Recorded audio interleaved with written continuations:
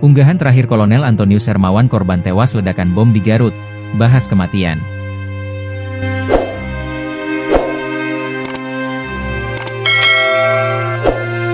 Unggahan terakhir Kolonel CPL Antonius Hermawan, perwira TNI yang jadi korban tewas ledakan bom di Garut, Jawa Barat, Senin, 12 Mei 2025. Kolonel Antonius adalah Kepala Gudang Pusat Amunisi 3 Pusat Peralatan TNI AD.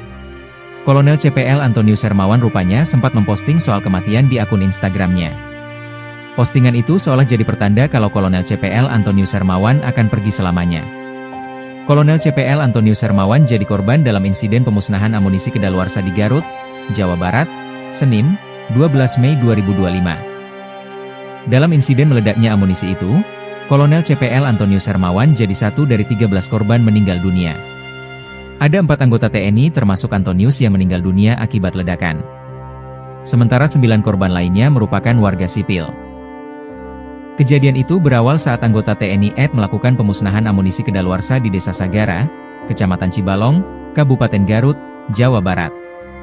Usai ledakan pertama, warga pun mendekati lokasi peledakan untuk mengumpulkan logam sisa proyektil. Biasanya selesai peledakan, masyarakat datang untuk mengambil sisa-sisa ledakan.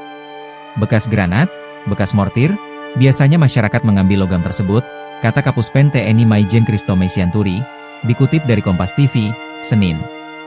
Namun ternyata saat sedang mengumpulkan logam itu, tiba-tiba terjadi ledakan lagi yang berasal dari amunisi kedaluarsa tersebut. Belum diketahui penyebab terjadinya ledakan kedua tersebut. Sedang kita dalami kenapa ada ledakan kedua, sehingga ketika masyarakat ke sana meledak lagi, ucap Kristome.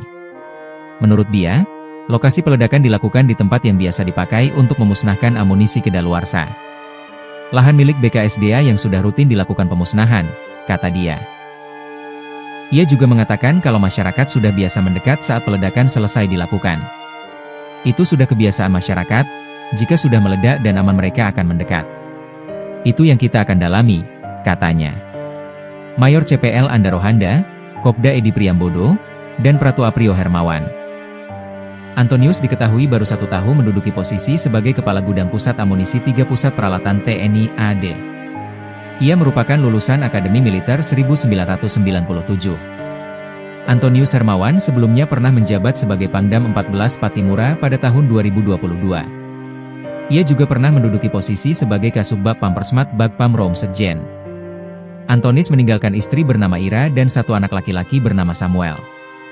Melalui akun Instagramnya, Antonius Hermawan kerap membagikan aktivitas bersama keluarga kecilnya. Ia sering menikmati liburan ke berbagai daerah hingga negara. Pada postingan terakhirnya, Antonius membagikan video berupa foto-foto saat dirinya bertugas sebagai Pangdam 14 Patimura. Foto-foto kenangannya itu digantung di daun-daunan dengan alunan lagu syahdu. Sekilas kenangan di Tanah Maluku Paldam_Patimura 2022 hingga 2025, tulisnya. Tak hanya itu, Antonius juga memposting video liburan bersama anak istrinya di Banda Neira. Pada postingannya yang dikolaborasi dari akun anaknya, tertulis pesan Sultan Syahrir. Pesan itu berisi tentang keindahan Banda Neira, di mana seseorang diminta untuk tidak meninggal dulu sebelum pergi ke Banda Neira. Sultan Syahrir, jangan mati sebelum ke Banda Neira.